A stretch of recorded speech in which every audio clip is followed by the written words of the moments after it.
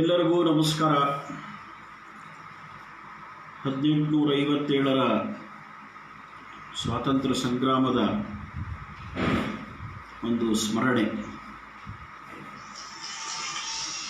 ಮೊದಲನೇದಾಗಿ ನನ್ನೊಂದು ವಿನಂತಿ ಏನೆಂದರೆ, ಪ್ರಥಮ ಸ್ವಾತಂತ್ರ್ಯ ಸಂಗ್ರಾಮ ಅಂತ ಅನೇಕ ಕಡೆ ಉಲ್ಲೇಖ ಆಗ್ಬಿಡುತ್ತೆ. ಆದರೆ ಅದು ಸರಿಯಲ್ಲ ಅನ್ನೋದು ನನ್ನ ಅಭಿಪ್ರಾಯ. ಭಾರತ ದೇಶದ ಸ್ವಾತಂತ್ರ್ಯ ಹೋರಾಟ ಅದು ಸಾವಿರಾರು ವರ್ಷಗಳಿಂದ ನಡ್ಕೊಂಡು ಬಂದಿದೆ. ಈಸ್ಟ್ ಇಂಡಿಯಾ ಕಂಪನಿಯ ವಿರುದ್ಧವಾಗಿ ನಡೆದಂಥ ಒಂದು ದೊಡ್ಡ ಯುದ್ಧ, ಮಹಾಸಂಗ್ರಾಮ. ಹಾಗೆ ಲೆಕ್ಕ ತಗೊಂಡ್ರೆ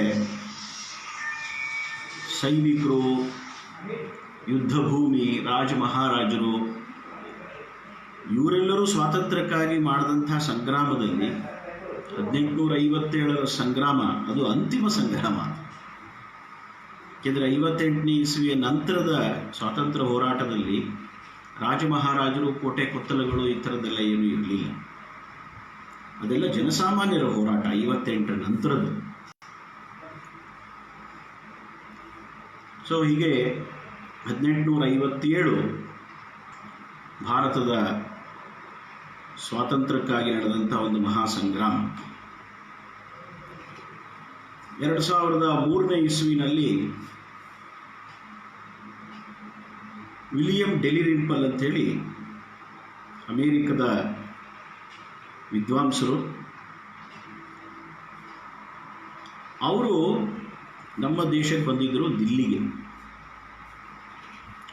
ಸರ್ಕಾರದ ಪತ್ರಾಗಾರದಲ್ಲಿ ಇರುವಂಥ ದಾಖಲೆಗಳನ್ನು ಅಧ್ಯಯನ ಮಾಡಿ ಅವರೊಂದು ಗ್ರಂಥವನ್ನು ರಚನೆ ಮಾಡೋದಕ್ಕೋಸ್ಕರ ಬಂದಿದ್ದರು. ಆ ಗ್ರಂಥದ ಹೆಸರು ದಿ ಲಾಸ್ಟ್ ಮುಘಲ್. ಅಂದರೆ ಬಹದ್ದೂರ್ ಶಾ ಜಫರ್, ಮುಘಲ್ ವಂಶದ ಕೊನೆಯ ರಾಜ ದಿಲ್ಲಿನಲ್ಲಿ, ಅವ್ರ ಬಗ್ಗೆ ಅವರ ಪುಸ್ತಕ ಬರೆಯೋದಕ್ಕೆ ಬಂದಿದ್ದರು. ಆ ಪುಸ್ತಕದಲ್ಲಿ ಇರುವಂಥ ವಿವರಗಳು ಬಹದ್ದೂರ್ ಶಾ ಜಫರ್ನ ಜೊತೆಯಲ್ಲಿ 1857ರ ಸಂಗ್ರಾಮಕ್ಕೆ ಸಂಬಂಧಪಟ್ಟಿದೆ. ಪುಸ್ತಕದ ಕೆಲಸ ಎಲ್ಲ ಮುಗಿಸಿ ಅವರು ವಾಪಸ್ ಅಮೇರಿಕಾಗೆ ಹೋಗೋಕ್ಕೆ ಮುಂಚೆ ಒಂದು ಪತ್ರಗೋಷ್ಠಿಯನ್ನು ನಡೆಸ್ತಾರೆ. ಅವರು ಹೇಳ್ತಾರೆ, ಕೇವಲ ಇಂಗ್ಲಿಷರ ವಿರುದ್ಧದ ಭಾರತದ ಇತಿಹಾಸದಲ್ಲಿ ಅಷ್ಟೇ ಅಲ್ಲ,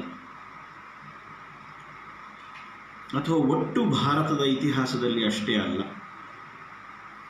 ಇಡೀ ಜಗತ್ತಿನ ಇತಿಹಾಸದಲ್ಲೇ ನಡೆದಂಥ ಅತಿ ದೊಡ್ಡ ಕ್ರಾಂತಿ ಅಂದರೆ ಅದು 1857ರ ಕ್ರಾಂತಿ ಭಾರತದಲ್ಲಿ ನಡೆದಿದ್ದು.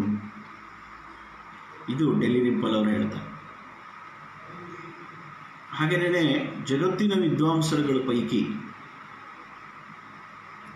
ಅದನ್ನು ಸ್ವಾತಂತ್ರ್ಯ ಸಂಗ್ರಾಮ ಅಂತ ಕರೆದು ಗ್ರಂಥವನ್ನು ರಚನೆ ಮಾಡಿದ್ದು ಕಾರ್ಲ್ ಮಾರ್ಕ್ಸ್. ಕನ್ನಡದಲ್ಲೂ ಆ ಗ್ರಂಥ ಇವತ್ತು ನಮಗೆ ಲಭ್ಯ ಇದೆ.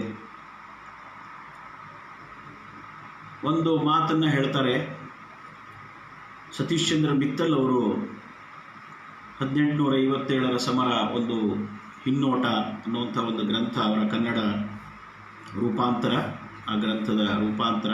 ಅವರು ಹೇಳ್ತಾರೆ, ಎಷ್ಟು ದೊಡ್ಡ ಕ್ರಾಂತಿ ಅದು ಅಂದರೆ 1 ವರ್ಷಗಳ ಕಾಲ, ಅಂದರೆ ಸುಮಾರು 14 ತಿಂಗಳು, 1857ರ ಮೇ 10ರಿಂದ 1858ರ ಜೂನ್ 20ರವರೆಗೆ ಇಡೀ ದೇಶದಲ್ಲಿ ಪ್ರತಿ ದಿವಸ 20ರಿಂದ 30 ಯುದ್ಧಗಳು ಒಂದಲ್ಲ ಒಂದು ಕಡೆ ನಡೀತಾ ಇತ್ತು. ಇಷ್ಟು ದೊಡ್ಡ ಕ್ರಾಂತಿ ಅದು. ಅಶೋಕ್ ಮೆಹ್ತಾ ಅವರು, ಪ್ರಖ್ಯಾತ ಸಮಾಜವಾದಿಗಳು, ಅವರು ಭಾರತದ ಇತಿಹಾಸವನ್ನು ರಚನೆ ಮಾಡುವಂಥ ಸಂದರ್ಭದಲ್ಲಿ 1857ರ ಕ್ರಾಂತಿಗೆ ಸಂಬಂಧಪಟ್ಟಂತೆ ಅವರಿಗೆ ವಿಷಯಗಳು ಗಮನಕ್ಕೆ ಬರುತ್ತೆ. ಆಗ 1857ಕ್ಕೆ ಸಂಬಂಧಪಟ್ಟಂತೆಯೇ ಅವರೊಂದು ಗ್ರಂಥವನ್ನು ರಚನೆ ಮಾಡ್ತಾರೆ. ಅದರದ್ದು ಕನ್ನಡದ ಒಂದು ಗ್ರಂಥ ನಮಗೆ ಸಿಗುತ್ತೆ.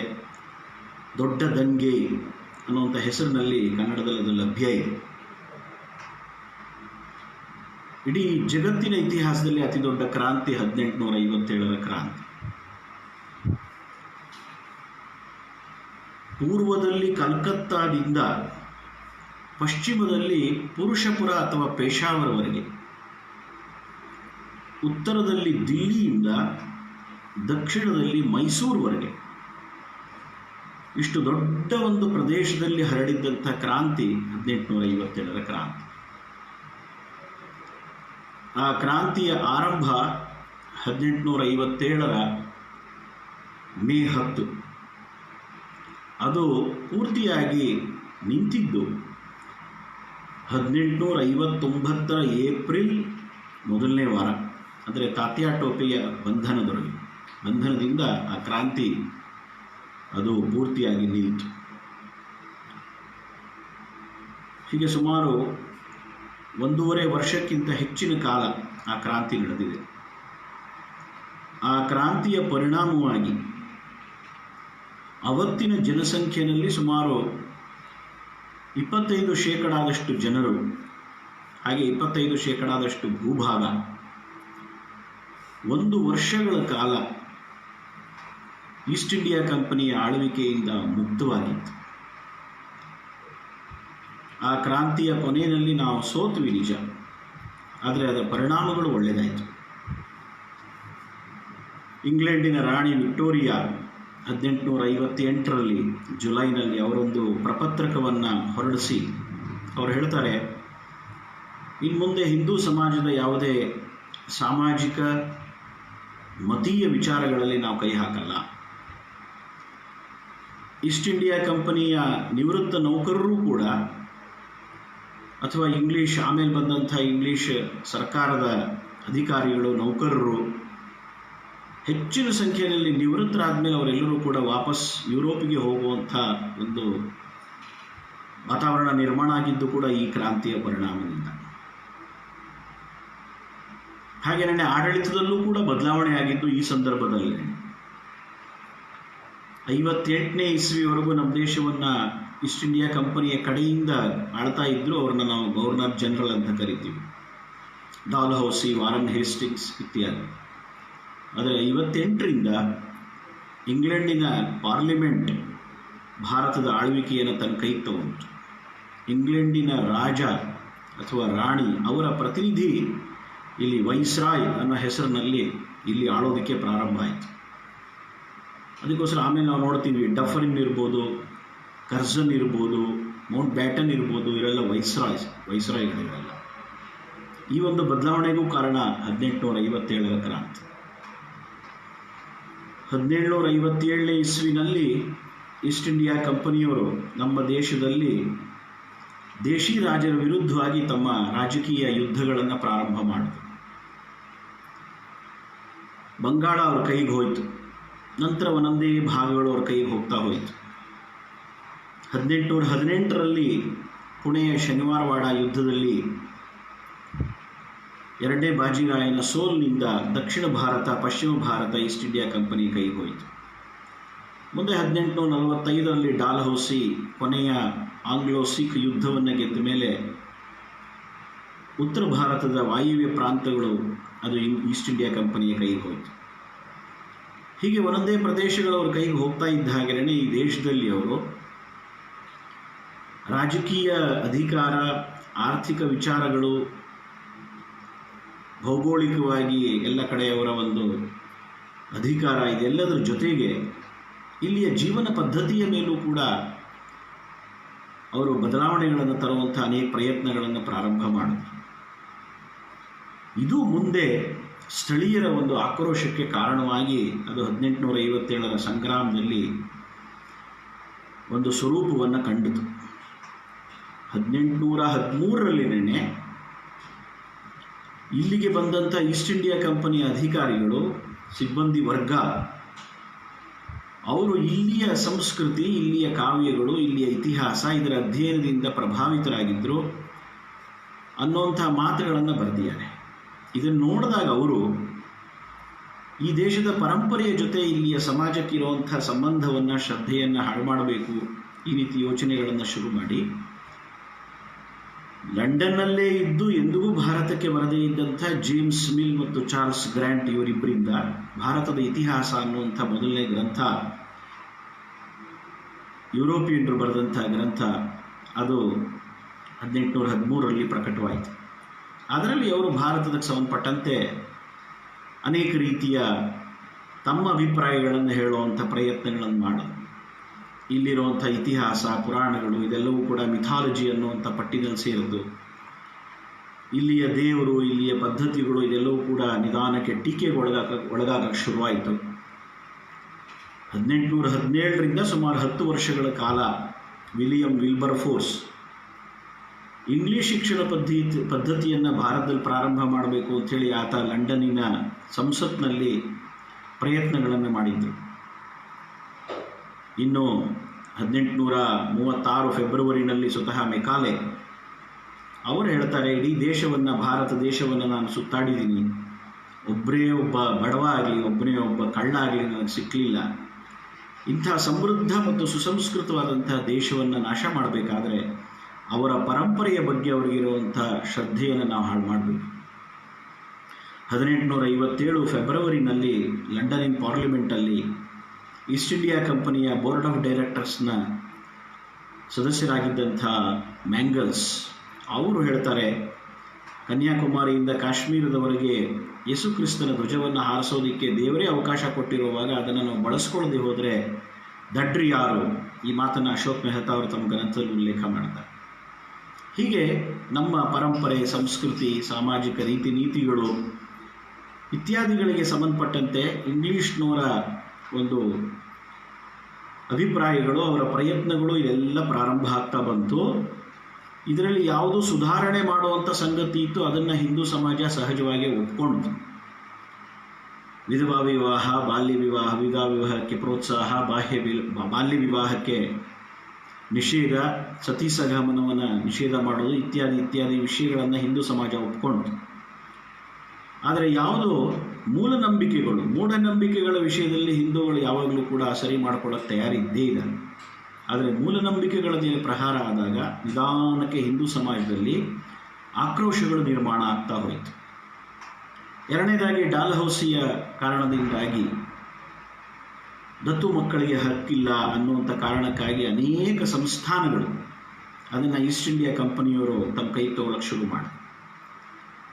ಅದೇ ರೀತಿ ಸಹಾಯಕ ಸೈನ್ಯ ಪದ್ಧತಿ ಅನ್ನುವಂಥ ಒಂದು ಹೆಸರಿನಲ್ಲಿ ಇಂಗ್ಲಿಷರ ಸೈನ್ಯ ಎಲ್ಲ ಸಂಸ್ಥಾನಗಳಲ್ಲಿ ಇರೋದಕ್ಕೆ ಪ್ರಾರಂಭ ಆಯಿತು. ಪರೋಕ್ಷವಾಗಿ ಅವರೆಲ್ಲರೂ ಕೂಡ ರಾಜರನ್ನ ಹಿಡಿತಕ್ಕೆ ತಗೊಳ್ತಾ ಇದ್ದರು. ಇದು ಕೂಡ ಇಲ್ಲಿದ್ದಂಥ ಎಲ್ಲ ರಾಜರುಗಳಿಗೆ ಅಸಮಾಧಾನ ನಿರ್ಮಾಣ ಆಗೋದಕ್ಕೆ ಕಾರಣ ಆಯಿತು.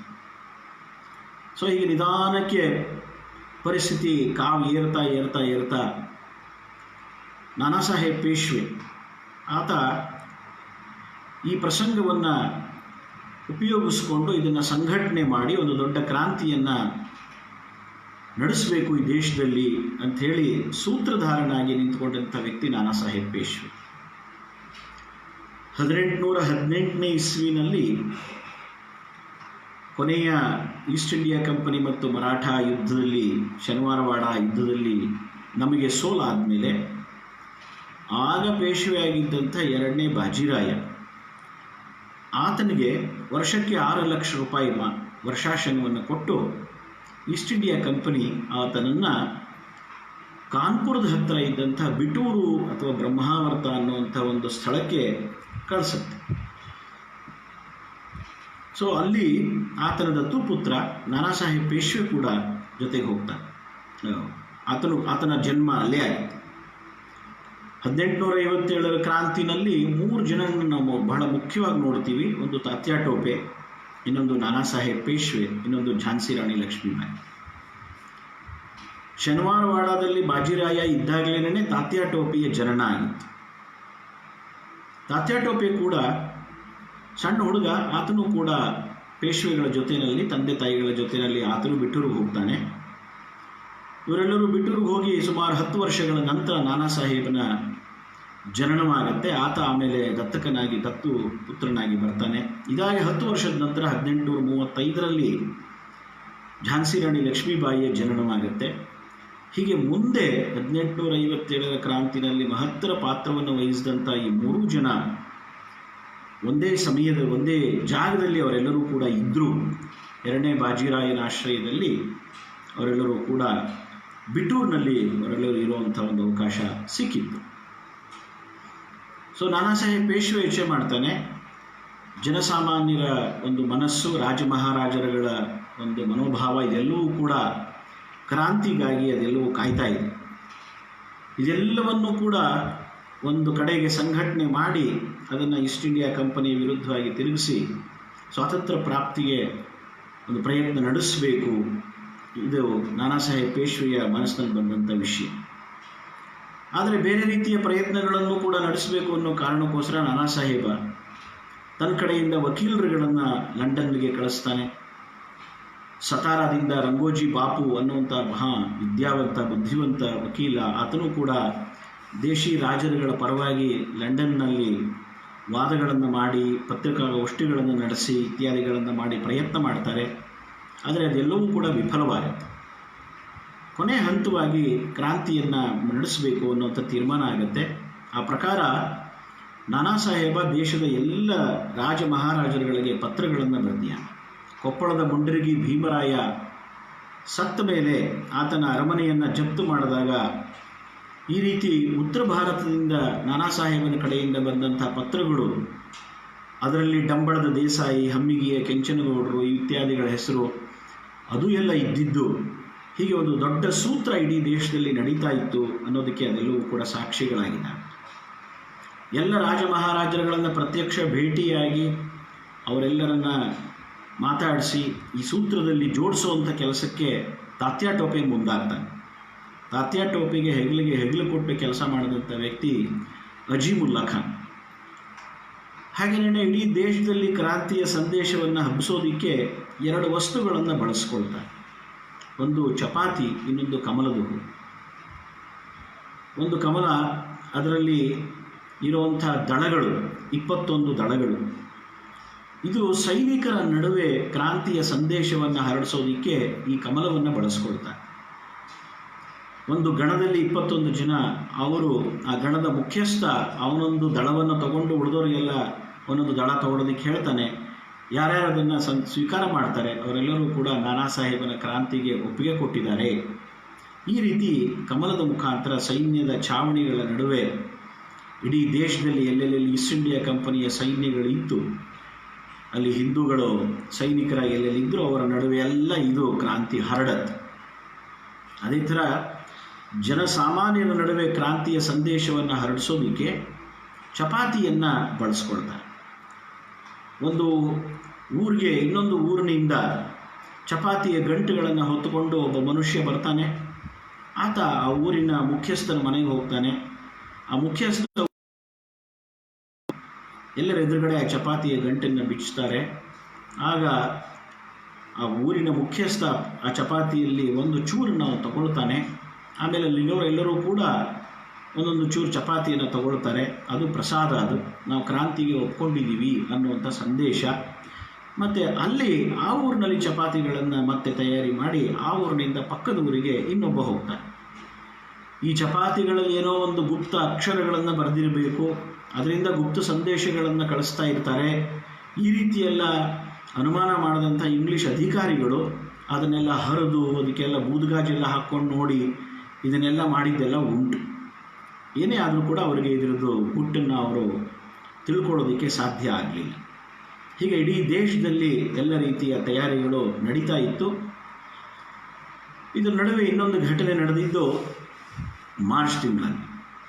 ನಾನಾ ಸಾಹೇಬ್ ಪೇಶ್ವೆ ತನ್ನ ಯೋಜನೆಯ ಪ್ರಕಾರ 1857 ಇಸ್ವಿ ಮೇ 30ನೇ ತಾರೀಕು ಈ ಕ್ರಾಂತಿ ಒಂದೇ ಸಮಯಕ್ಕೆ ಇಡೀ ದೇಶದಲ್ಲಿ ಪ್ರಾರಂಭ ಆಗಬೇಕು ಅಂಥೇಳಿ ಆತ ಯೋಜನೆ ಮಾಡಿದ್ದ. 2 ತಿಂಗಳು ಮುಂಚೆ ಮಾರ್ಚ್ ಮಧ್ಯಭಾಗದಲ್ಲಿ ಬಂಗಾಳದಲ್ಲಿ ಕಲ್ಕತ್ತಾದ ಹತ್ತಿರ ಬರಾಕ್ಪುರ್ ಅಲ್ಲಿರುವಂಥ ಒಂದು ಜಾಗದಲ್ಲಿ ಒಂದು ದಿವಸ ಒಬ್ಬ ಸೈನಿಕ ಆತ ರಸ್ತೆಯಲ್ಲಿ ಹೋಗ್ತಾ ಇದ್ದಾನೆ. ಆತ ಅಲ್ಲಿ ಒಬ್ಬ ರಸ್ತೆಯಲ್ಲಿ ಇನ್ನೊಬ್ಬ ಭಂಗಿ ಆತ ಕಸ ಗುಡಿಸ್ತಾ ಇದ್ದ. ಆಗ ಈ ಸೈನಿಕ ಅವನ ಮೇಲೆ ರೇಗಾಡ್ತಾನೆ, ನೀನು ಜಾತಿಯಿಂದ ನೀನು ನನ್ನ ಮುಟ್ಟಿಸ್ಕೊಳ್ಬಾರ್ದು, ನೀನು ಮೈಲಿಗೆ ನೀನು ದೂರ ಇರಬೇಕು, ಕಸದ ಧೂಳೆಲ್ಲ ನನ್ನ ಮೈ ಮೇಲೆ ಬರ್ತಾ ಇದೆ, ಹೀಗೆಲ್ಲ ಹೇಳ್ತಾನೆ. ಆಗ ಆ ಸೈನಿಕ ಹೇಳ್ತಾನೆ, ಆ ಕಸ ಗುಡಿಸುವಂಥ ವ್ಯಕ್ತಿ, ಆ ಕರ್ಮಚಾರಿ ಹೇಳ್ತಾನೆ, ಅಲ್ಲ ನೀವು ಗೋವಿನ ಕೊಬ್ಬನ್ನು ಸವರಿರುವಂಥ ಕಾಡತೂಸುಗಳನ್ನು ಬಳಸ್ತೀರಿ, ಅದು ನಿಮಗೆ ಮೈಲಿಗೆ ಅಂತ ಅನಿಸೋಲ್ಲ. ಹಂದಿಯ ಕೊಬ್ಬನ್ನು ಬಳಸಿರುವಂಥ ಗುಂಡುಗಳನ್ನು ಬಳಸ್ತೀರಿ, ಆದರೆ ನನ್ನನ್ನು ಮುಟ್ಸ್ಕೊಂಡ್ರೆ ನಿಮಗೆ ಮೈಲಿಗೆ ಆಗುತ್ತಾ? ಹೀಗೊಂದು ಮಾತಾಡುತ್ತೆ. ಆಗ ಆ ಸೈನಿಕನಿಗೆ ಆಶ್ಚರ್ಯ ಆಗುತ್ತೆ. ಆತ ಬಂದು ಎಲ್ಲರಿಗೂ ಹೇಳ್ತಾನೆ, ಹೀಗೆ ಸುದ್ದಿ ಹರಡುತ್ತೆ. ಮಂಗಲ್ ಪಾಂಡೆ ಅನ್ನುವಂಥ ಒಬ್ಬ ದೇಶಭಕ್ತರ ನೇತೃತ್ವದಲ್ಲಿ ಎಲ್ಲರೂ ಕೂಡ ತಯಾರಾಗ್ತಾರೆ, ಇದನ್ನು ಪ್ರತಿಭಟನೆ ಮಾಡಬೇಕು. ಸೊ ಮಾರ್ಚ್ 3ನೇ ವಾರದಲ್ಲಿ ಮಂಗಲ್ ಪಾಂಡೆ ಆ ಒಂದು ಸಂದರ್ಭದಲ್ಲಿ ಆತ ತನ್ನ ಮೊದಲನೇ ಗುಂಡನ್ನು ಕಂಪನಿಯ ಅಧಿಕಾರಿಗಳ ವಿರುದ್ಧವಾಗಿ ಹಾರಿಸ್ತಾನೆ. ಕೊನೆಗೆ ಅವನ ಬಂಧನವಾಗುತ್ತೆ. ಅದಾದಮೇಲೆ ಅವನನ್ನು ಏಪ್ರಿಲ್ 1ನೇ ವಾರದಲ್ಲಿ ಗಲ್ಗೆ ಹಾಕ್ತಾರೆ. ಸೊ ಹೀಗೆ ಒಂದು ಪ್ರತ್ಯೇಕವಾದಂಥ ಘಟನೆ ಇದು ಮಾರ್ಚ್ನಲ್ಲಿ ನಡೆಯುತ್ತೆ. ಏಪ್ರಿಲ್ನಲ್ಲಿ ಯಾವುದೇ ರೀತಿಯ ಘಟನೆಗಳು ಇದಕ್ಕೆ ಸಂಬಂಧಪಟ್ಟಂತೆ ನಡೆದಿಲ್ಲ. ಇಡೀ ದೇಶ ಶಾಂತವಾಗೇ ಇತ್ತು. ಆದರೆ ಸ್ವಲ್ಪ ಸಮಸ್ಯೆ ಆಗಿದ್ದು ಮೇನಲ್ಲಿ. ಮೀರತ್ನಲ್ಲಿ ಈಸ್ಟ್ ಇಂಡಿಯಾ ಕಂಪನಿಯ ಅಧಿಕಾರಿಗಳು ನಮ್ಮ ಹಿಂದೂ ಸೈನಿಕರುಗಳನ್ನೆಲ್ಲ ಎಲ್ಲ ಕಡೆಗಳಲ್ಲಿ ಅವರು ಅನುಮಾನ ಬಂದ ಕಡೆಯೆಲ್ಲ ಅವರನ್ನು ನಿಶಸ್ತ್ರರನ್ನಾಗಿ ಮಾಡುವಂಥದ್ದು ಇದನ್ನೆಲ್ಲ ನಡೆಸ್ತಿದ್ರು. ಮೇ 5ನೇ ತಾರೀಕು ಅವರು ಮೀರತ್ನಲ್ಲಿ ಅಲ್ಲಿದ್ದಂಥ ಸೈನ್ಯದ ಒಂದು ತುಕಡಿಯನ್ನು ಅವರೆಲ್ಲರನ್ನೂ ಒಂದು ಗುಡ್ಡದ ಮೇಲೆ ಕರ್ಕೊಂಡು ಹೋಗಿ ಅವರೆಲ್ಲರನ್ನೂ ನಿಶಸ್ತ್ರರನ್ನಾಗಿ ಮಾಡಿ ಅವ್ರನ್ನ ಕಳಿಸ್ತಾರೆ. ಆ ಸೈನಿಕರೆಲ್ಲರೂ ಕೂಡ ಪೇಟೆಗೆ ಬಂದಾಗ ಅಲ್ಲಿದ್ದಂಥ ಸ್ತ್ರೀಯರು ಅವರಿಗೆ ತಮಾಷೆ ಮಾಡ್ತಾರೆ. ಇದು ಮೀರತ್ತಿನ ಸೈನಿಕರಿಗೆ ಆಕ್ರೋಶವನ್ನು ಉಂಟು ಮಾಡಿತು. ಇದರ ಪರಿಣಾಮವಾಗಿ ಮೀರತ್ತಿನ ಸೈನಿಕರು ಮೇ 10ನೇ ತಾರೀಕಿನೇ ಮೀರತ್ನಲ್ಲಿ ಅವರು ಕ್ರಾಂತಿಯನ್ನು ಆರಂಭ ಮಾಡ್ತಾರೆ. ಅಲ್ಲಿದ್ದಂಥ ಎಲ್ಲ ಈಸ್ಟ್ ಇಂಡಿಯಾ ಕಂಪನಿಯ ಅಧಿಕಾರಿಗಳನ್ನೆಲ್ಲ ಕೊಂದು ಹೆದರ್ಕೊಂಡು ಕೆಲವರೆಲ್ಲ ಓಡಿ ಹೋದರು. ಅನೇಕ ಜನ ಸೈನಿಕರುಗಳು ಸತ್ತರು.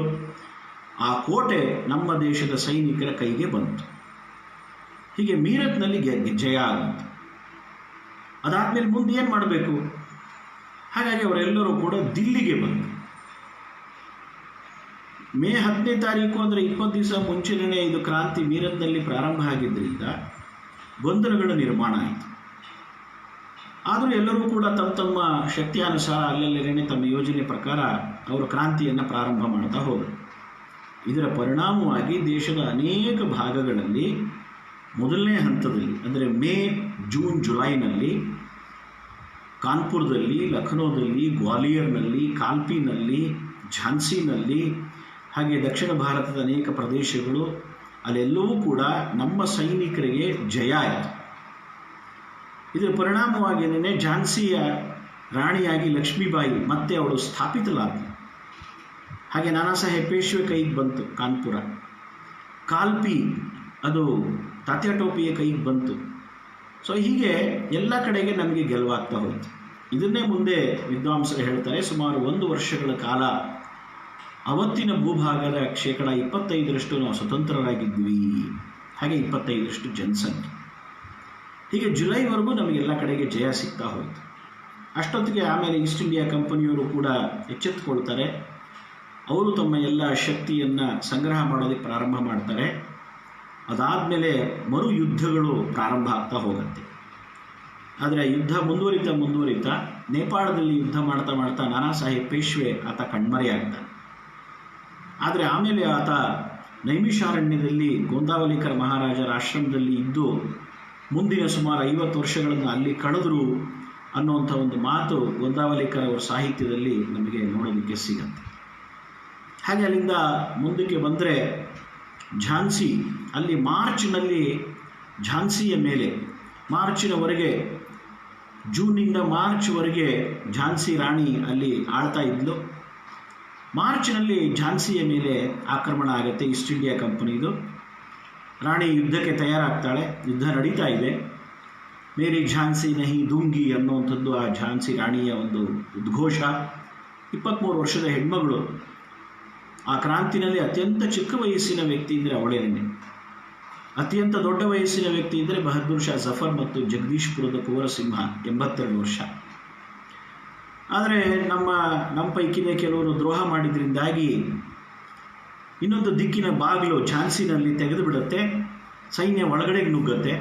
ಆಗ ಸೋಲು ನಿಶ್ಚಿತ ಅನ್ನೋದನ್ನು ಕಂಡುಕೊಂಡಂಥ ರಾಣಿ ಆಕೆ ತನ್ನ ದತ್ತು ಪುತ್ರನನ್ನು ಕೂಡ ಹಿಂದೆ ಕಟ್ಟಿಕೊಂಡು ಕುದುರೆ ಮೇಲೆ ಕೂತು ಆ ಅರಮನೆಯ ಗೋಡೆಯನ್ನು ಹಾರಿ, ಇವತ್ತಿಗೂ ಕೂಡ ಒಂದು ಸ್ಥಾನವನ್ನು ನಮಗೆ ಅಲ್ಲಿ ಮಾರ್ಗದರ್ಶಿಗಳು ತೋರಿಸ್ತಾರೆ. ಅಲ್ಲಿಂದ ಆಕೆ ಸೀದಾ ತಾತ್ಯಾ ಟೋಪೆಯ ಆಶ್ರಯಕ್ಕೆ ಕಾಲ್ಪಿ ಕಡೆಗೆ ಹೋಗ್ತಾಳೆ. ಆಕೆಯನ್ನು ಬೆನ್ನಟ್ಟಿಕೊಂಡು ಕೆಲವರು ಇಂಗ್ಲಿಷ್ ಸೈನಿಕರು ಬಂದಿದ್ದೂ ಉಂಟು. ಅದರಲ್ಲಿ ಕೆಲವರನ್ನ ಕೊಂದು ಕೆಲವರಿಂದ ತಪ್ಪಿಸ್ಕೊಂಡು ಸತತವಾಗಿ 22 ತಾಸು ಪ್ರಯಾಣ ಮಾಡಿ ಆಕೆ ಕಾಲ್ಪಿಯನ್ನು ತಲುಪ್ತಾಳೆ. ನೆಚ್ಚಿನ ಕುದುರೆ, ಬಿಳಿ ಕುದುರೆ. ಅಲ್ಲಿ ತಲುಪ್ತಾ ಇದ್ದ ಹಾಗೆಯೇ 6 ಜನ ಸೇವಕರಿಗೆ ಆ ಕುದುರೆಯ ಮೇಲ್ವಿಚಾರಣೆ ನೋಡ್ಕೊಳ್ಳೋದಕ್ಕೆ ಬಿಟ್ಟು ಆಕೆ ಕಾಲ್ಪಿನಲ್ಲಿ ಉಳಿತಾಳೆ. ಕೆಲವು ದಿನ ಆದಮೇಲೆ ಕಾಲ್ಪಿ ಮೇಲೂ ಕೂಡ ಈಸ್ಟ್ ಇಂಡಿಯಾ ಕಂಪನಿಯ ದಾಳಿಯಾಗುತ್ತೆ. ಆ ಕಾಲ್ಪಿನಲ್ಲಿ ನಮಗೆ ಮತ್ತೆ ಸೋಲಾಗುತ್ತೆ. ಆಗ ತಕ್ಷಣ ನಾನಾ ಸಾಹೇಬನ ತಮ್ಮ ರಾವ್ ಸಾಹೇಬ್, ತಾತ್ಯಾ ಟೋಪೆ ಮತ್ತು ಝಾನ್ಸಿ ರಾಣಿ ಲಕ್ಷ್ಮೀಬಾಯಿ ಅವರೆಲ್ಲರೂ ಕಾಲ್ಪಿಯಿಂದ ಗ್ವಾಲಿಯರ್ ಕಡೆಗೆ ಬರಬೇಕು ಅಂತ ಯೋಚನೆ ಮಾಡ್ತಾರೆ. ಕಾಲ್ಪಿನಲ್ಲಿ ಅವರಿಗೆ ಸೋಲಾಗಿದೆ, ಮುಂದೇನು ಮಾಡಬೇಕು ಅಂತ ಅವರೆಲ್ಲರೂ ಯೋಚನೆ ಮಾಡ್ತಾ ಇದ್ದಾರೆ. ಆದರೆ ಅಷ್ಟೊತ್ತಿಗಾಗಲೇ ತಾತ್ಯಾ ಟೋಪೆ ಆತ ನಾಪತ್ತೆಯಾಗಿದ್ದ. ಆದರೆ ಆತ ಆಗಲೇ ಗ್ವಾಲಿಯರ್ನಲ್ಲಿದ್ದ. ಗ್ವಾಲಿಯರ್ನ ರಾಜ ಆತ ಈ ಕ್ರಾಂತಿಯ ವಿರುದ್ಧವಾಗಿದ್ದ, ಇಂಗ್ಲೀಷ್ನವ್ರ ಪರವಾಗಿದ್ದರು. ಆದರೆ ಅಲ್ಲಿದ್ದಂಥ ಸಭಾಸದರು, ಅಲ್ಲಿಯ ಸೈನ್ಯ, ಪ್ರಜೆಗಳು ಎಲ್ಲರೂ ಕೂಡ ಕ್ರಾಂತಿಯ ಪರವಾಗಿದ್ದರು. ಅವರೆಲ್ಲರೂ ತಾತ್ಯಾ ಟೋಪೆಗೆ ಬೆಂಬಲವನ್ನು ಸೂಚಿಸಿದ್ರು. ಹಾಗಾಗಿ ಗ್ವಾಲಿಯರ್ನ ರಾಜ ಆತ ಈಸ್ಟ್ ಇಂಡಿಯಾ ಕಂಪನಿ ಆಶ್ರಯಕ್ಕೆ ಓಡಿ ಹೋಗ್ತಾನೆ. ಇಡೀ ಗ್ವಾಲಿಯರ್ ತಾತ್ಯಾ ಟೋಪೆಯ ಕೈಗೆ ಬರುತ್ತೆ. ಅಲ್ಲಿ ವಿಜಯೋತ್ಸವವನ್ನು ಆಚರಣೆ ಮಾಡಬೇಕು ಅನ್ನುವಂಥ ಒಂದು ಸಲಹೆನೂ ಬರುತ್ತೆ. ಆಗ ಅದನ್ನು ವಿರೋಧ ಮಾಡ್ತಾಳೆ ಝಾನ್ಸಿ ರಾಣಿ ಲಕ್ಷ್ಮೀಬಾಯಿ. ಇನ್ನೂ ಸಂಪೂರ್ಣ ವಿಜಯ ನಮಗೆ ಸಿಕ್ಕಿಲ್ಲ, ಇದು ವಿಜಯೋತ್ಸವದ ಸಂದರ್ಭ ಅಲ್ಲ.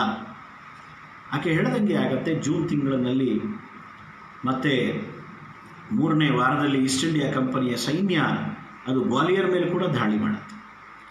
18ನೇ ತಾರೀಕು ಆ ಯುದ್ಧ ಪ್ರಾರಂಭ ಆಗುತ್ತೆ. 2 ದಿವಸ ಯುದ್ಧ ನಡೆದಿದೆ. ಒಂದು ಕಡೆ ತಾತ್ಯಾ ಟೋಪೆ, ಒಂದು ಕಡೆ ರಾವ್ ಸಾಹೇಬ್, ಇನ್ನೊಂದು ಕಡೆಗೆ ಝಾನ್ಸಿ ರಾಣಿ ತಮ್ಮ ಸೈನ್ಯದ ಜೊತೆಯಲ್ಲಿ ಯುದ್ಧಗಳನ್ನು ನಡೆಸ್ತಾ ಇದ್ದಾರೆ. ಜೂನ್ 20ನೇ ತಾರೀಕು 1858ನೇ ಇಸ್ವಿ ಆವತ್ತಿನ ದಿವಸ ಯುದ್ಧಕ್ಕೆ ಹೋಗಬೇಕಾದ್ರೆ ರಾಣಿ ತನ್ನ ಜೊತೆಲಿದ್ದಂಥ ರಾಮಚಂದ್ರರಾವ್ ದೇಶ್ಮುಖ್ ದಿವಾನರಿಗೆ ಹೇಳ್ತಾಳಾಕೆ, ಅಕಸ್ಮಾತ್ ಇವತ್ತೇನಾದರೂ ಯುದ್ಧದಲ್ಲಿ ನಾನು ಸತ್ತರೆ ತಕ್ಷಣವೇ ಯಾರಿಗೂ ಕಾಯ್ದೆ ಅದಕ್ಕೆ ಸಂಸ್ಕಾರ ಮಾಡಬೇಕು. ನನ್ನ ಹೆಣ ಕಂಪನಿಯ ಅಧಿಕಾರಿಗಳ ಕೈಗೆ ಸಿಗೋ ಹಾಗೆ ಆಗಬಾರ್ದು. ದಿವಾನರು ಕೇಳ್ತಾರೆ, ಇವತ್ತು ಈ ಮಾತು ಯಾಕೆ ಆಡ್ತಿದ್ದೀರಿ? ಅದೇನೋ ಗೊತ್ತೀರಾ, ನನ್ನ ಮಾತು ನಡೆಸಿ. ಅದೇ ಥರ ಆಗತ್ತೆ. ಆ ಯುದ್ಧ ನಡೀತಾ ಇದೆ. ಆದರೆ ಅವತ್ತು ದುರ್ದೈವ, ಝಾನ್ಸಿ ರಾಣಿಯ ನೆಚ್ಚಿನ ಕುದುರೆ ಆಕೆಗೆ ಸಿಕ್ಕಲಿಲ್ಲ. ಬೇರೊಂದು ಕುದುರೆಯನ್ನು ಆಕೆ ಏರ್ತಾಳೆ. ಯುದ್ಧ ನಡೀತಾ ನಡೀತಾ ನಡೀತಾ ಆಕೆ ತನ್ನೆಲ್ಲ ಸೈನಿಕರನ್ನ ಕಳ್ಕೊಳ್ತಾಳೆ. ಆಕೆಯ ಶಕ್ತಿ ಕಮ್ಮಿ ಆಗ್ತಾ ಇದೆ. ಆಗ ಆಕೆ ನೋಡ್ತಾಳೆ, ಮೈದಾನದ ಇನ್ನೊಂದು ಕಡೆ ತಾತ್ಯಾ ಟೋಪೆಯ ಸೈನ್ಯ ಯುದ್ಧ ನಡೆಸ್ತಾ ಇದೆ, ನಾನು ಅಲ್ಲಿಗೆ ಹೋಗಿ ಸೇರ್ಕೋಬೇಕು ಅಂತ ಆಕೆ ಹೋಗ್ತಾ ಇದ್ದಾಳೆ. ಆಗ ಹಿಂದುಗಡೆಯಿಂದ ಒಂದು ಹೆಣ್ಣಿನ ಧ್ವನಿ ಕೇಳಿಸುತ್ತೆ. ನೋಡಿದ್ರೆ ಆಕೆಯ 2 ಅಂಗರಕ್ಷಕರಲ್ಲಿ ಒಬ್ಬ ಆಕೆಗೆ ಕಂಪನಿಯ ಸೈನಿಕನ ಪ್ರಹಾರ ಬಿದ್ದು ಆಕೆ ಕೆಳಗಡೆಗೆ ಬಿದ್ದಿರ್ತಾಳೆ. ಆಗ ರಾಣಿ ವಾಪಸ್ ಬಂದು ಆ ಸೈನಿಕರನ್ನು ಕೊಂದು ಮತ್ತೆ ಆಕೆ ಮುಂದುವರಿತಾ ಇದ್ದಾಗ ಮತ್ತೆ ಇಂಗ್ಲಿಷ್ ಸೈನಿಕರು ಆಕೆಯ ಮೇಲೆ ಆಕ್ರಮಣವನ್ನು ಮಾಡ್ತಾರೆ. ಆಗ ಆಕೆಯ ಬಲಗಡೆಯ ತೊಡೆಗೆ ಒಂದು ಗುಂಡಿನೇಟು ಬೀಳುತ್ತೆ. ಆದರೂ ರಾಣಿ ಯುದ್ಧವನ್ನು ಮುಂದುವರಿಸ್ತಾ ಇದ್ದಾಳೆ. ಇನ್ನೊಬ್ಬ ಇಂಗ್ಲಿಷ್ ಸೈನಿಕ ಖಡ್ಗದಿಂದ ಆಕೆಯ ತಲೆಯ ಹಿಂಭಾಗಕ್ಕೆ ಪ್ರಹಾರ ಮಾಡ್ತಾನೆ. ತಲೆ ಭಾಗ ಸೀಳುತ್ತೆ. ಅವಳ ಬಲಗಣ್ಣಿನ ಗುಡ್ಡೆ ಹೊರಗಡೆಗೆ ಬರುತ್ತೆ. ಆ ಸ್ಥಿತಿನಲ್ಲೂ ಕೂಡ ರಾಣಿ ಆ ಸೈನಿಕರನ್ನು ಕೊಲ್ತಾಳೆ. ಅಷ್ಟೊತ್ತಿಗೆ ಅವಳ ಎದೆ ಮೇಲೆ ಇನ್ನೊಂದು ಪ್ರಹಾರ ಬೀಳುತ್ತೆ. ರಾಣಿ ಯೋಚನೆ ಮಾಡ್ತಾಳೆ, ಆಯಿತು, ನನ್ನ ಕಥೆ ಮುಗೀತು. ತಕ್ಷಣವೇ ಆಕೆ ಆ ಕುದುರೆಯ ಮೇಲೆ ಕೂತ್ಕೊಂಡೇನೆ ಆ ಕಷ್ಟದಲ್ಲೂ ಹೇಗೋ ಕುದುರೆಯನ್ನು ನಡೆಸ್ತಾ ಕಾಡಿಗೆ ಬರ್ತಾಳೆ. ಅಲ್ಲಿ ಗಂಗಾದಾಸ ಅನ್ನುವಂಥ ಒಬ್ಬ ಸಾಧು, ಆ ಸಾಧುವಿನ ಆಶ್ರಮದಲ್ಲಿ ಅವರನ್ನು ಕರ್ಕೊಂಡ್ಬರ್ತಾರೆ. ಎಲ್ಲ ಜೊತೆಗೆ ದಿವಾನರು ಅವರೆಲ್ಲರೂ ಇದ್ದಾರೆ. ಕೊನೆಗೆ ಆಕೆಗೆ ಒಂದು ಗುಟ್ಟು ನೀರು ಕುಡಿಸ್ತಾರೆ. ಆಕೆಯ ಪ್ರಾಣ ಹೋಗುತ್ತೆ. ಅಲ್ಲೇ ಹುಲ್ಲಿನ ಚಿತೆಯನ್ನು ಏರ್ಪಾಟ್ ಮಾಡಿ ಆಕೆಯ ಸಂಸ್ಕಾರವನ್ನು ಅಲ್ಲೇ ಮುಗಿಸ್ಬಿಡ್ತಾರೆ. ಹೀಗೆ ಜೂನ್ 20, 1858ನೇ ಇಸ್ವಿ ಹೊತ್ತಿಗೆ ಕ್ರಾಂತಿ ಹೆಚ್ಚು ಕಮ್ಮಿ ಎಲ್ಲ ಪ್ರದೇಶಗಳು ಕೂಡ ಮತ್ತೆ ಈಸ್ಟ್ ಇಂಡಿಯಾ ಕಂಪನಿಯ ಕೈಗೆ ಬಂದಂಗೆ ಆಗಿರುತ್ತೆ. ಆದರೂ ಈಸ್ಟ್ ಇಂಡಿಯಾ ಕಂಪನಿಯ ಅಧಿಕಾರಿಗಳು ನೋಡ್ತಾ ಇದ್ದಾರೆ, ಕ್ರಾಂತಿ ಪೂರ್ತಿ ನಿಂತಿಲ್ಲ. ಯಾಕೆ ಅಂತ ವಿಚಾರ ಮಾಡ್ತಾ ಅವ್ರಿಗೆ ಗೊತ್ತಾಯಿತು, ಒಬ್ಬ ಮನುಷ್ಯ ಇನ್ನೂ ಕೂಡ ಕ್ರಾಂತಿಯನ್ನು ನಡೆಸ್ತಾ ಇದ್ದಾನೆ. ಆತ ತಾತ್ಯಾ ಟೋಪೆ. 1857ರ ಕ್ರಾಂತಿಯ ಮಹಾ ಸೇನಾಪತಿ ಅಂದರೆ ಅದು ತಾತ್ಯಾ ಟೋಪೆ. ಆಶ್ಚರ್ಯ ಆಗೋದು ಅಂದರೆ ತಾತ್ಯಾ ಟೋಪೆ ಈ ಯುದ್ಧವನ್ನು ನಡೆಸಿದಾಗ ಅವನಿಗೆ ವಯಸ್ಸು 40 ದಾಟಿತ್ತು. ಆ ವಯಸ್ಸು ಆಟ ಆಡೋದಕ್ಕೂ ಹಿಂದೆ ಮುಂದೆ ನೋಡುವಂಥ ವಯಸ್ಸು. ಊಟ ಮಾಡೋಕ್ಕೆ ಬೇರೆಯವ್ರ ಮನೆಗೆ ಹೋದರೆ ಊಟ ಮಾಡದೇ ಇರುವಂಥ ವಸ್ತುಗಳ ಪಟ್ಟಿನೇ ಜಾಸ್ತಿ ಇರುತ್ತೆ. ಎರಡನೇದಾಗಿ ತಾತ್ಯಾ ಟೋಪೆ ಅವತ್ತಿನವರೆಗೆ ಎಂದಿಗೂ ಕೂಡ ಗನ್ ಹಿಡಿದವನಲ್ಲ. ಅವನು ಹೆಚ್ಚಾಗಿ ರಾಜ್ಯಭಾರದಲ್ಲಿ ಆಡಳಿತದಲ್ಲೇ ತೊಡಗಿದ್ದು, ಪೆನ್ ಹಿಡಿದವನವನು. ಆದರೆ ಸಂದರ್ಭ ಬಂತು ಅಂಥೇಳಿ ಅವನು ನಾನಾ ಸಾಹೇಬನ ಆದೇಶದ ಮೇರೆಗೆ ಆ ಕ್ರಾಂತಿಯ ಸೇನಾಪತಿಯಾಗಿದ್ದ. ಆತ ಇನ್ನೂ ಇದ್ದಾನೆ, ಆತ ಕ್ರಾಂತಿಯನ್ನು ಮುಂದುವರಿಸ್ತಾ ಇದ್ದಾನೆ. ಅಲ್ಲಿ ಇಲ್ಲಿ ಇಲ್ಲಿ ಅಲ್ಲಿ ಮತ್ತೆ ನಡೀತಾ ಇದೆ. ಅದರ ಬಗ್ಗೆ ಸಾವರ್ಕರ್ ಹೇಳ್ತಾರೆ, ತಾತ್ಯಾ ಒಂದು ದಿವಸ ಇಲ್ಲಿದ್ದರೆ ಇನ್ನೊಂದು ದಿವಸ ಇನ್ನೆಲ್ಲೋ ಇರ್ತಾ ಇದ್ದ. ಅವನನ್ನು ಹಿಡಿಬೇಕು ಅಂಥೇಳಿ ಈಸ್ಟ್ ಇಂಡಿಯಾ ಕಂಪನಿ ನಿರ್ಧಾರ ಮಾಡುತ್ತೆ. 10 ಜನ ಮುಖ್ಯರಾದಂಥ ಸೇನಾಧಿಕಾರಿಗಳು 10,000ದಷ್ಟು ಇಂಗ್ಲಿಷ್ ಸೈನ್ಯವನ್ನು ತಗೊಂಡು ಜೂನ್ 20, 58 ನಂತರ ಒಬ್ಬ ತಾತ್ಯಾನನ್ನು ಹುಡುಕೊಂಡು ಹೊರಡತ್ತೆ. ನರ್ಮದಾ ನದಿಯನ್ನು ದಾಟಿ ದಕ್ಷಿಣಕ್ಕೆ ಬಂದುಬಿಟ್ರೆ ತಾತ್ಯಾನಿಗೆ ದಕ್ಷಿಣದಲ್ಲಿ ತುಂಬ ಬೆಂಬಲ ಸಿಗತ್ತೆ ಅನ್ನೋದು ಈಸ್ಟ್ ಇಂಡಿಯಾ ಕಂಪನಿಯ ಲೆಕ್ಕಾಚಾರವಾಗಿತ್ತು. ಹಾಗಾಗಿ ತಾತ್ಯಾನ ನರ್ಮದಾ ನದಿ ದಾಟೋದಕ್ಕೆ ಬಿಡಬಾರ್ದು ಅಂತ ಅವರು ಲೆಕ್ಕಾಚಾರ ಹಾಕ್ತಾ ಇದ್ರು. ಆದರೆ ಸಾವರ್ಕರ್ ಬರೀತಾರೆ, ಅವ್ರ ಕಣ್ಮುಂದೇನೆ 10 ಬಾರಿ ನರ್ಮದಾ ನದಿಯನ್ನು ದಾಟಿ ವಾಪಸ್ ಬಂದು ಮತ್ತೆ ದಾಟಿ ಈ ಕೆಲಸಗಳನ್ನು ತಾತ್ಯಾ ಮಾಡ್ದ. ಆ ವಯಸ್ಸಿನಲ್ಲೂ ಕೂಡ ಅವನ ಮಿಂಚಿನ ಗತಿ ಅತ್ಯಾಶ್ಚರ್ಯಕರವಾಗಿತ್ತು. ಅದಕ್ಕೆ ಅವರು ಬರೀತಾರೆ, ತಾತ್ಯಾ ನಿನ್ನಂಥ ಒಬ್ಬ ಮಹಾಪುರುಷ ಪರಾಕ್ರಮಿ ಭಾರತದಂಥ ನತದೃಷ್ಟ ದೇಶದಲ್ಲಿ ಯಾಕೆ ಹುಟ್ಟಿದೆ? ನೀನು ಯುರೋಪ್ನಲ್ಲಿ ಹುಟ್ಟಿದ್ರೆ ನಿನ್ನ ಚಿನ್ನದ ಪ್ರತಿಮೆಗಳನ್ನು ಮಾಡಿ ಜನ ತಲೆ ಮೇಲೆ ಹೊತ್ಕೊಂಡು ಮೆರೆಸ್ತಾ ಇದ್ರು ಅಂತ ಹೇಳ್ತಾರೆ.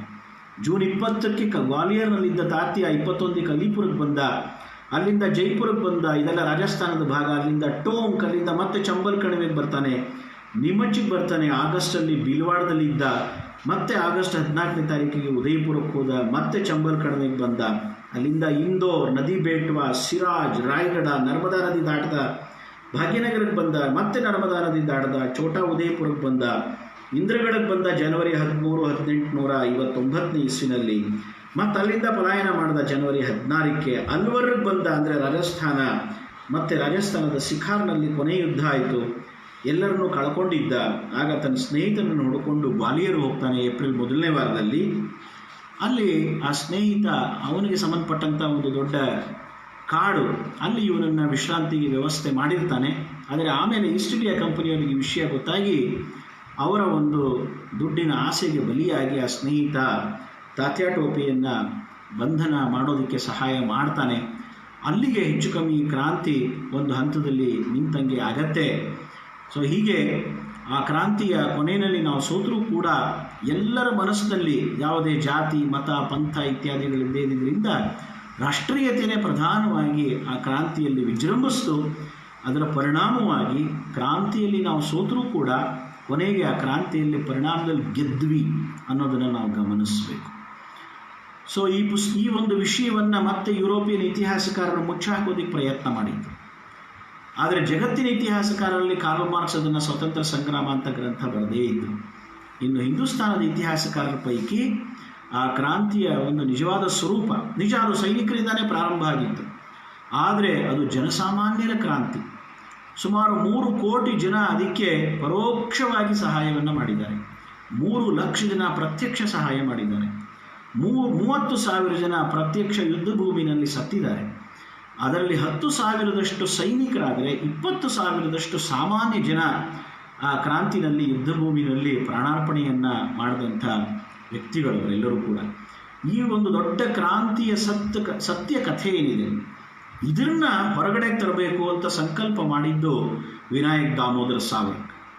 ಅವರು 1906ನೇ ಇಸ್ವಿನಲ್ಲಿ ವಕೀಲಿ ಕಲಿಯೋದಕ್ಕೋಸ್ಕರ ಲಂಡನ್ನಲ್ಲಿ ಇದ್ದಾಗ ಲಂಡನ್ನಿನ ಅಧಿಕೃತ ಸರ್ಕಾರಿ ಗ್ರಂಥಾಲಯಗಳಿಂದ, ಅಂದರೆ India house library, British museum library, ಆ ಗ್ರಂಥಾಲಯಗಳಲ್ಲಿದ್ದಂಥ ಗ್ರಂಥ ಪಾಲಕರನ್ನು ಮಾತಾಡಿಸಿ ಈಸ್ಟ್ ಇಂಡಿಯಾ ಕಂಪನಿ ಮತ್ತು ಇಂಗ್ಲೆಂಡ್ ಸರ್ಕಾರ ಆ ಕ್ರಾಂತಿಯನ್ನು ಎಷ್ಟು ಚೆನ್ನಾಗಿ ಬಗ್ಗುಬಡಿಯಿತು ಅನ್ನೋಂಥ ವಿಷಯವನ್ನು, ಅಂದರೆ ಇಂಗ್ಲೀಷ್ನವರ ಸಾಹಸವನ್ನು ಜಗತ್ತಿಗೆಲ್ಲ ನಾನು ಪ್ರಚಾರ ಮಾಡ್ತೀನಿ ಅನ್ನೋಂಥ ಮಾತುಗಳ ಮುಖಾಂತರ ಆ ಗ್ರಂಥಪಾಲಕರನ್ನು ಒಪ್ಪಿಸಿ ಅವರಿಂದ ಎಲ್ಲ ಸಹಾಯವನ್ನು ಪಡ್ಕೊಂಡು ಅವರೇ ಮಾಡಿಟ್ಟಿದ್ದಂಥ ಎಲ್ಲ ದಾಖಲೆಗಳನ್ನು ಅಧ್ಯಯನ ಮಾಡಿ ಮರಾಠಿನಲ್ಲಿ ಆ ಗ್ರಂಥದ ಪೂರೈಕೆಯನ್ನು ಮಾಡ್ತಾರೆ ಸಾವರ್ಕರ್.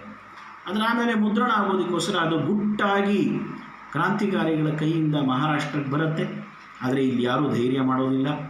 ಮತ್ತೆ ಗುಟ್ಟಾಗಿ ಆ ಗ್ರಂಥ ಹಸ್ತಪ್ರತಿ ಅದು ಲಂಡನ್ನನ್ನು ತಲುಪತ್ತೆ.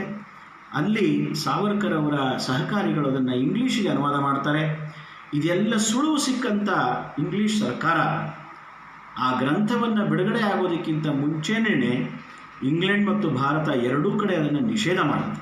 ಆಗ ಸರ್ಕಾರಕ್ಕೆ ಸವಾಲಾಗ್ತಾರೆ ಸಾವರ್ಕರ್, ಆ ಪುಸ್ತಕ ನಿಮಗೆ ಗೊತ್ತಿದೆ ಅನ್ನೋದಾದರೆ ನೀವು ಅದನ್ನು ವಿಷಯಗಳು ಏನಿದೆ ಅನ್ನೋದನ್ನು ಪ್ರಕಟ ಮಾಡಿರಿ, ನಿಮ್ಗೆ ಗೊತ್ತಿಲ್ಲ ಅನ್ನೋದಾದರೆ ನೀವು ಬ್ಯಾನ್ ಯಾಕೆ ಮಾಡಿದ್ರಿ? ಸರ್ಕಾರ ಏನೂ ಉತ್ತರ ಕೊಡೋಕ್ಕಾಗೋದಿಲ್ಲ. ಕೊನೆಗೆ ಕ್ರಾಂತಿಕಾರಿಗಳು ಆ ಗ್ರಂಥವನ್ನು ಹಾಲೆಂಡ್ನಲ್ಲಿ ಮುದ್ರಣ ಮಾಡಿಸ್ತಾ ಇದ್ದೀವಿ ಅಂತ ಸುದ್ದಿಯನ್ನು ಹಬ್ಬಿಸಿ ಪ್ಯಾರಿಸ್ನಲ್ಲಿ ಅದನ್ನು ಮುದ್ರಣ ಮಾಡಿಸ್ತಾರೆ. ಅದರ ಇಂಗ್ಲಿಷ್ ಪ್ರತಿಗಳು ಎಲ್ಲವೂ ಕೂಡ ಗುಟ್ಟಾಗಿ ಪ್ರವಾಹದೋಪಾದಿಯಲ್ಲಿ ಭಾರತವನ್ನು ತಲುಪುತ್ತವೆ. ಆ ನಂತರದ ದಿನಗಳಲ್ಲಿ ಕ್ರಾಂತಿಕಾರಿಗಳನ್ನು ಇಂಗ್ಲಿಷ್ ಸರ್ಕಾರ ಬಂಧನ ಮಾಡಿದಾಗ ಆ ಕ್ರಾಂತಿಕಾರಿಗಳ ಸಂಗ್ರಹದಲ್ಲಿ ಸಿಕ್ಕತಾ ಇದ್ದಂಥ ಪುಸ್ತಕಗಳಲ್ಲಿ 2 ಪುಸ್ತಕಗಳು ಎಲ್ಲರ ಹತ್ರ ಸಿಗ್ತಾ ಇತ್ತು. ಒಂದು ವಿವೇಕಾನಂದರ ಕೊಲಂಬೋಯಿಂದ ಆಲ್ಮೂರಕ್ಕೆ ಭಾಷಣದ ಪುಸ್ತಕ ಆದರೆ, ಇನ್ನೊಂದು ಪುಸ್ತಕ 1857ರ ಭಾರತದ ಸ್ವಾತಂತ್ರ್ಯ ಸಂಗ್ರಾಮದ ಬಗ್ಗೆ ಸಾವರ್ಕರ್ ಅವರು ಬರೆದಂಥ ಪುಸ್ತಕ. ಅಷ್ಟೇ ಅಲ್ಲದೆ ಅದಾದಮೇಲೆ ಸಾವರ್ಕರ್ ಲಂಡನ್ನಲ್ಲಿ ಈ ಕ್ರಾಂತಿಯ ಸುವರ್ಣ ಮಹೋತ್ಸವವನ್ನು ಅಲ್ಲಿ ಆಚರಣೆ ಮಾಡ್ತಾರೆ. ಯಾವ ಇಂಗ್ಲೆಂಡಿನ ವಿರುದ್ಧವಾಗಿ ನಾವು ಕ್ರಾಂತಿ ಮಾಡಿದ್ವಿ 50 ವರ್ಷಕ್ಕೆ ಮುಂಚೆ, ಆ ಕ್ರಾಂತಿಯ ಸುವರ್ಣ ಮಹೋತ್ಸವವನ್ನು ಆ ಒಂದು ಇಂಗ್ಲೆಂಡಿನ ರಾಜಧಾನಿಯಲ್ಲೇ ಮಾಡುವಂಥ ಒಂದು ಸಾಹಸದ ಪರಿಕಲ್ಪನೆ ಸಾವರ್ಕರ್. ಆಗ ಅವರು 1857ರ ಸ್ವಾತಂತ್ರ್ಯ ಸಂಗ್ರಾಮ ಅಂಥೇಳಿ ಎಲ್ಲರಿಗೂ ಒಂದು ಬ್ಯಾಡ್ಜ್ ಕೊಟ್ಟಿರ್ತಾರೆ. ಆ ಒಂದು ಬ್ಯಾಡ್ಜನ್ನು ಹಾಕ್ಕೊಂಡಂಥ ವ್ಯಕ್ತಿಗಳ ಪೈಕಿ ಮದನ್ಲಾಲ್ ಧಿಂಗ್ರಾ ಕೂಡ ಒಬ್ಬ. ಆತ ಕಾಲೇಜಿಗೆ ಹೋಗ್ತಾನೆ. ಕಾಲೇಜಿನಲ್ಲಿ ಅವನ ಇಂಗ್ಲೀಷ್ ಸ್ನೇಹಿತ ಒಬ್ಬ ಅದರ ಬಗ್ಗೆ ತಮಾಷೆ ಮಾಡ್ತಾನೆ. ಆಮೇಲೆ ಆ ಬ್ಯಾಡ್ಜನ್ನು ಕಿತ್ಕೊಳ್ಳೋಕ್ಕೆ ಅಂತ ಹೋದಾಗ ಧಿಂಗ್ರಾ ಅಲ್ಲೇನೇ ತನ್ನ ಜೇಬಿನಲ್ಲಿದ್ದಂಥ ಚಾಕುನ ಹೊರಗಡೆ ತೆಗೆದು ಅವನ ಮೇಲೆ ಆಕ್ರಮಣ ಮಾಡೋದಕ್ಕೆ ಹೋಗ್ತಾರೆ. ಸೊ ಹೀಗೆ ಇಂಥ ಒಂದು ಧೈರ್ಯವನ್ನು ಕೂಡ ಕೊಟ್ಟಂಥದ್ದು ಆ ಒಂದು ಕ್ರಾಂತಿಯ ನೆನಪು. ಸೊ ಹೀಗೆ ವಿಲಿಯಂ ಡೆಲಿರಿಂಪಲ್ ಅವರು ಹೇಳಿದ ಹಾಗೆ ಇಡೀ ಜಗತ್ತಿನಲ್ಲೇ ಅತಿ ದೊಡ್ಡ ಕ್ರಾಂತಿ ಝಾನ್ಸಿ ರಾಣಿ ಲಕ್ಷ್ಮೀಬಾಯಿ ಮಾಡಿದ ಕ್ರಾಂತಿ, ಸುರಪುರದ ವೆಂಕಟಪ್ಪ ನಾಯಕ ಮಾಡಿದ ಕ್ರಾಂತಿ, ಮುಧೋಳದ ಹಲಗಲಿಯ ಬೇಡರು ಮಾಡಿದ ಕ್ರಾಂತಿ, ನರಗುಂದದ ಬಾಬಾ ಸಾಹೇಬ, ಡಂಬಳದ ದೇಸಾಯಿ, ಹಮ್ಮಿಗಿಯ ಕೆಂಚನಗೌಡರು, ಕೊಪ್ಪಳದ ಮುಂಡ್ರಗಿ ಭೀಮರಾಯ, ಝಾನ್ಸಿ ರಾಣಿ, ಕುವರ ಸಿಂಹ ಇವರೆಲ್ಲರೂ ಸೇರಿ ಮಾಡಿದಂಥ ಕ್ರಾಂತಿ ಇಡೀ ಜಗತ್ತಿನಲ್ಲೇ ಅತಿ ದೊಡ್ಡ ಕ್ರಾಂತಿ. ಈ ಕ್ರಾಂತಿ ಮುಂದಿನ ಕ್ರಾಂತಿಗಳಿಗೆ ಕಾರಣವಾಯಿತು. ಕೊನೆಯ ಕ್ರಾಂತಿಕಾರಿ 1858ರ ನಂತರ ಸಾಮಾನ್ಯ ಜನಗಳು ಕ್ರಾಂತಿಕಾರಿಗಳಾಗಿ ದೇಶದ ಸ್ವಾತಂತ್ರ್ಯಕ್ಕಾಗಿ ಹೋರಾಟ ಮಾಡ್ತಾರೆ. ಅದರಲ್ಲಿ ಕೊನೆಯ ಕ್ರಾಂತಿಕಾರಿ ನೇತಾಜಿ ಸುಭಾಷ್ ಚಂದ್ರ ಬಸು, ಮೊದಲನೇ ಕ್ರಾಂತಿಕಾರಿ ವಾಸುದೇವ್ ಬಲ್ವಂತ್ ಫಡ್ಕೆ. ವಾಸುದೇವ್ ಬಲ್ವಂತ್ ಫಡ್ಕೆ 1879ನೇ ಇಸ್ವಿಯಲ್ಲಿ ಇಂಗ್ಲಿಷ್ ಸರ್ಕಾರದ ವಿರುದ್ಧ ಮೊಟ್ಟ ಮೊದಲನೇ ಬಾರಿಗೆ ಕ್ರಾಂತಿಯನ್ನು ಎಬ್ಬಿಸಬೇಕಾದ್ರೆ ಆತನಿಗೆ ಪ್ರೇರಣೆ 1857ರ ಮಹಾಸಂಗ್ರಾಮ. ಏಕೆಂದರೆ 1845ರಲ್ಲಿ ಫಡ್ಕೆಯ ಜನನವಾಯಿತು. 57ನೇ ಇಸ್ವಿನಲ್ಲಿ 12 ವರ್ಷದ ಹುಡುಗ ಮುಂಬೈನಲ್ಲಿದ್ದ, ತನ್ನ ಚಿಕ್ಕಪ್ಪನ ಕಡೆಯಿಂದ ಈ ಎಲ್ಲ ಸಾಹಸದ ಕಥೆಗಳನ್ನು ಕೇಳ್ತಾ ಇದ್ದ. ಸೊ ಹೀಗೆ 1857ರ ಕ್ರಾಂತಿ ತನ್ನ ಒಂದು ವ್ಯಾವಹಾರಿಕ ಅರ್ಥದಲ್ಲಿ ಅದು ವಿಫಲವಾದರೂ ಕೂಡ ಮುಂದಿನ ಕ್ರಾಂತಿ ಪರಂಪರೆಗೆ, ಆನಂತರದ ಅಂತಿಮ ಸ್ವಾತಂತ್ರ್ಯಕ್ಕೆ ಕಾರಣ ಆಯಿತು. ಅಂಥ ಒಂದು ಅದ್ಭುತವಾದಂಥ ಕ್ರಾಂತಿಯ ಬಗ್ಗೆ ಕನ್ನಡದಲ್ಲೂ ಕೂಡ ಸಾಕಷ್ಟು ಸಾಹಿತ್ಯಗಳಿದ್ದಾವೆ. ಬಾಬು ಕೃಷ್ಣಮೂರ್ತಿಯವರು ಸ್ವತಃ ಸಾವರ್ಕರ್ ಅವರ ಗ್ರಂಥವನ್ನೇ ಅನುವಾದ ಮಾಡಿದ್ದಾರೆ. ಅದೇ ಥರ ಚಕ್ರವರ್ತಿ ಸೂಲಿಬೆಲೆಯವರು ಅದಕ್ಕೆ ಸಂಬಂಧಪಟ್ಟಂತೆ ಪುಸ್ತಕ ಬರೆದಿದ್ದಾರೆ. ಅಶೋಕ್ ಮೆಹ್ತಾ ಅವರ ಗ್ರಂಥವೂ ಕೂಡ ಕನ್ನಡದಲ್ಲಿ ಲಭ್ಯ ಇದೆ. ಹಾಗಾಗಿ ಆ ಕ್ರಾಂತಿಯನ್ನು ಇನ್ನಷ್ಟು ವಿವರವಾಗಿ ನಾವೆಲ್ಲರೂ ಕೂಡ ತಿಳ್ಕೊಳ್ಳುವಂಥ ಪ್ರಯತ್ನ ಮಾಡಬೇಕು ಅಂತ ನನಗನ್ಸುತ್ತೆ. ಆ ಕ್ರಾಂತಿಯ ಆರಂಭದ ದಿನ ಇವತ್ತೇ ಆಗಿರೋದರಿಂದ ಇವತ್ತದನ್ನು ಸಂಕ್ಷಿಪ್ತವಾಗಿ ನೆನಪು ಮಾಡಿಕೊಳ್ಳುವಂಥ ಒಂದು ಪ್ರಯತ್ನ ನಾವೆಲ್ಲರೂ ಮಾಡಿದ್ದೀವಿ. ಎಲ್ಲರಿಗೂ ನಮಸ್ಕಾರ.